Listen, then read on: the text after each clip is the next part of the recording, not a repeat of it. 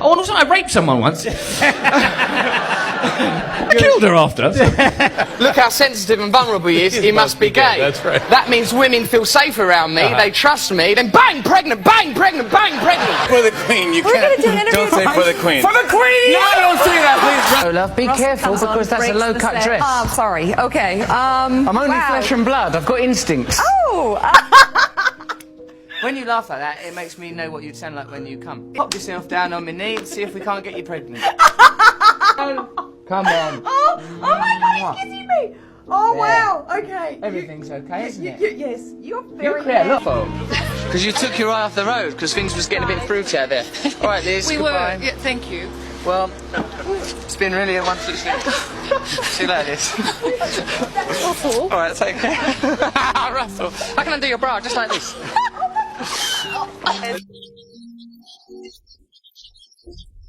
What do you think that gesture means, the way you're touching that bottle? What does that indicate?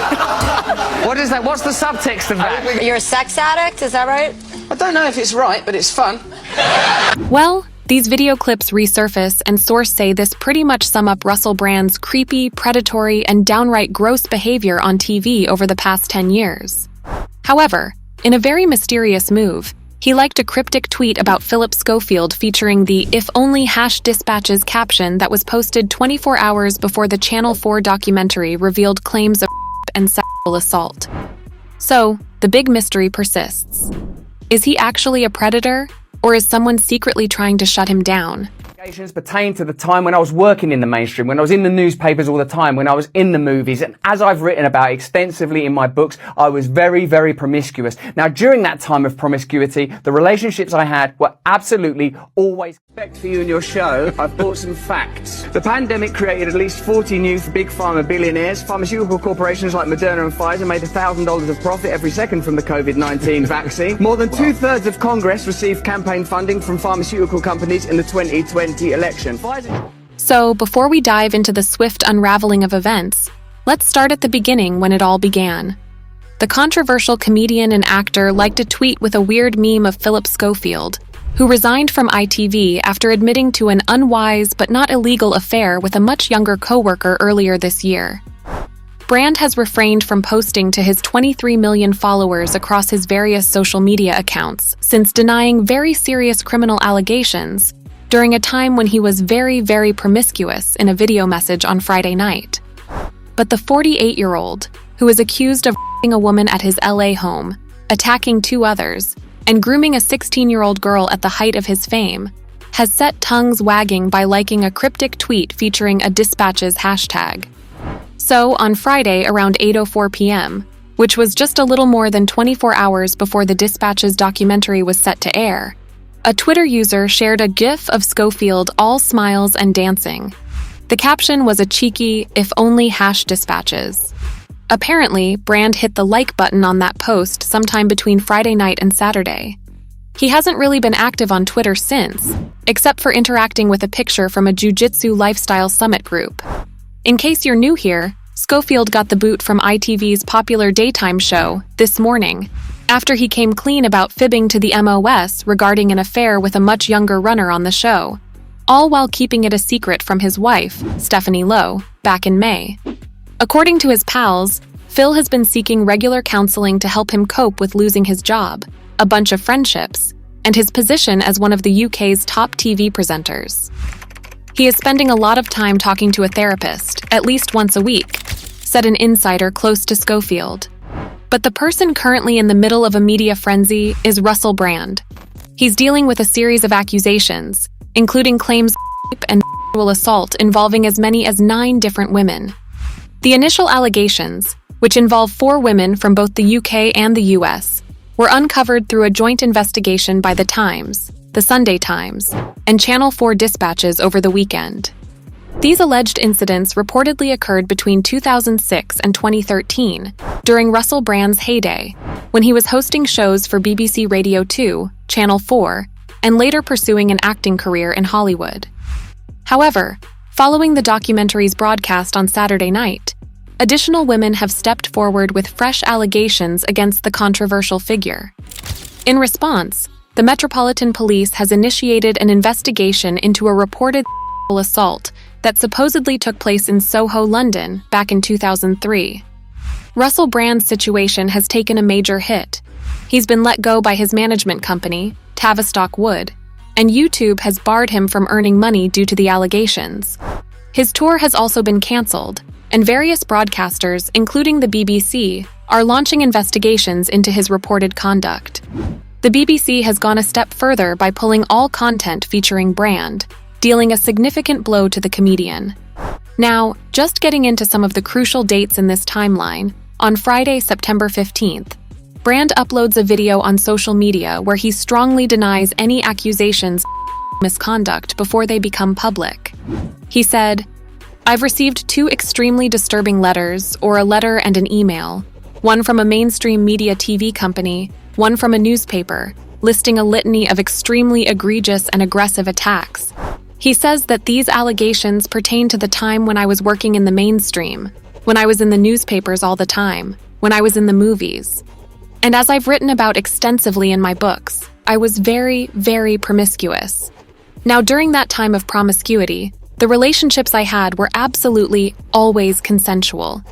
News comes out that Brand, without specifying the source, will be featured in the UK investigative program Dispatches airing on Saturday night. He expresses feeling under attack and suggests that the allegations might be part of a coordinated effort. The next day, September 16th, the allegations go public. In a joint investigation between the Times of London and TV station Channel 4's documentary team, 4 women allege in a newspaper story and in a 90-minute documentary that Brand assaulted or them between 2006 and 2013. One woman said she was only 16 when she engaged in an emotionally abusive relationship with Brand, who was in his 30s. She described a situation where he caused her to choke when he forced down her throat. A second woman alleges that Brand assaulted her when he was 31 and she was 16 and still at school. It is claimed the actor referred to her as the child during an emotionally abusive and controlling relationship that lasted for about 3 months. A third woman alleged the comedian assaulted her while she worked with him in Los Angeles, and that he threatened her with legal action if she told anyone. While the fourth claimed she was assaulted by Brand, who she alleges was physically and emotionally abusive towards her. Comedian London Hughes recalled having signed with Brand's agent and being warned to stay away from him. In his post, he said, "I was newly signed with Russell's agent at the height of his career. I was a huge fan of the man. So excited to meet him. But on my first day at the agency, I was told unprovoked that I shouldn't sleep with him under any circumstances, as he likes to pursue women, have sex with them. But as soon as he had sex with them, they'd made him feel sick, and he didn't want to be around them anymore, so he would have them fired or dropped from the agency. It had happened several times in the past. I was 22 at the time, did what I was told and completely avoided him," he added. "I am not shocked by the documentary at all. I believe everything those brave women said," the comedian continued. In a 2013 interview with Vogue, Katy Perry, Russell Brand's former wife, described him as exceedingly controlling during their 14-month marriage. She said, "So that was really hurtful, and it was very controlling, which was upsetting. I felt a lot of responsibility for it ending, but then I found out the real truth, which I can't necessarily disclose because I keep it locked in my safe for a rainy day. I let go and I was like, this isn't because of me, this is beyond me. So I have moved on from that." Danny Minogue had some strong words about Russell Brand, describing him as a vile predator who just wouldn't accept a no for an answer back in 2006. These remarks from the Australian singer have re-emerged following her MTV interview with the controversial host. Speaking with The Mirror at the time, at the Michelle Watches launch party in London, Minogue remarked, "He is completely crazy and a bit of a vile predator. I certainly don't think he has cured his addiction, that's for sure. He wouldn't take no for an answer. He always goes that step too far. Never quite far enough to slap his face, but usually too far. I was told he got sacked from MTV in the past for wearing an Osama bin Laden costume to work the day after September 11th, Minogue said. "I couldn't believe that I'd just agreed to be interviewed by someone who would do something like that. It really unnerved me." And then throughout the whole interview, he kept making shocking remarks that I can't even repeat. Just uttering the words would make me blush. Now, the pivotal question is, why are all these clips and interviews resurfacing? And the more significant question looms, who's orchestrating all these?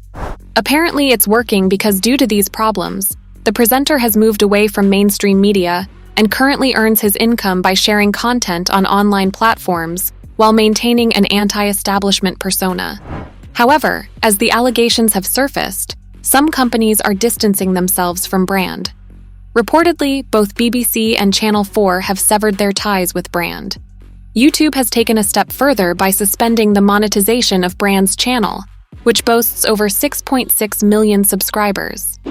Podcast company Acast has promptly disabled advertisements on Brand's Under the Skin podcast in response to the news. Paramount Plus, following BBC iPlayer's lead, has removed Brand's 2009 comedy show, Live in New York City, from its streaming service. Furthermore, Brand's appearance in an interview with Dragon's Den star Stephen Bartlett, which delved into topics like his addiction and relationship with pop star Katy Perry, garnered more than 2.5 million views on YouTube. However, all traces of this interview, whether on Apple Podcasts, Spotify, or YouTube, have vanished.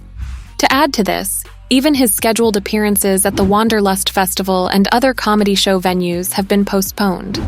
However, amidst the barrage of allegations against Russell, one user has put forward a tantalizing theory that hints at the possibility of a well-crafted plot at play.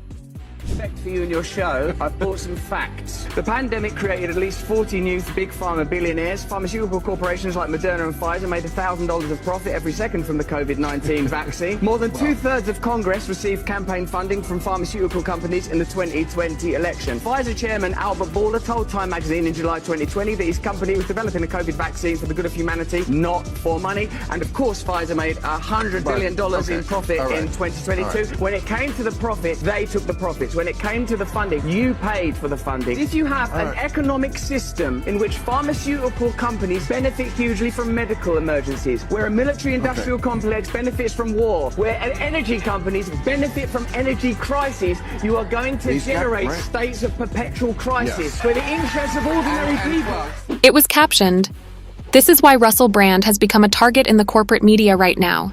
He started sharing too much info. He poked the bear and this is what happens. They all received their orders and came after him. He didn't follow the approved narrative. That is why this is happening. Never forget that." Other fans agree, saying, "They try to silence the people who speak the truth and have a big following. This is nothing new in history. This has happened for a very long time. Is he innocent or guilty? The truth will come out." Those were undeniably serious accusations, but these conspiracy theories, well, they add an even more intriguing layer to the whole situation. Do you reckon Russell Brand is merely a target of a sinister scheme by more influential figures, aiming to stifle him with a barrage of accusations? Or is he genuinely a predator who has gone unchecked for too long? I'd love to hear your thoughts in the comments below, and make sure to subscribe and ring that notification bell so you're the first to know about our latest updates.